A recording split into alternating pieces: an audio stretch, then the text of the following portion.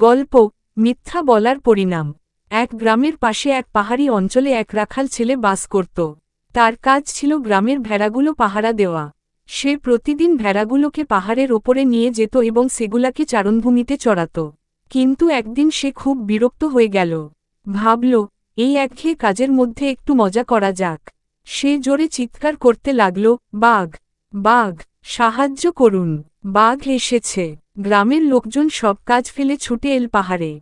কিন্তু গিয়ে দেখে কোনো বাঘ নেই, শুধু ছেলেটা হেসে কুটি কুটি খাচ্ছে। লোকেরা রাগ করে ফিরে গেল। কয়েকদিন পর ছেলেটা আবার একই কাজ করল। বাঘ, বাঘ, বাঁচাও। লোকেরা আবার ছুটে এল। আবারও বাঘ নেই, ছেলেটা হাসছে। এবার সবাই খুব রাগান্বিত হল। বলল, আর কোনোদিন বিশ্বাস করব না। এর কিছুদিন পর সত্যি সত্যি একদিন একটা ভয়ঙ্কর বাঘ এল। রাখাল ছেলে আতঙ্কে চিৎকার করতে লাগল, বাঘ, বাঘ, সত্যি এবার বাঘ এসেছে। কিন্তু কেউ আসল না।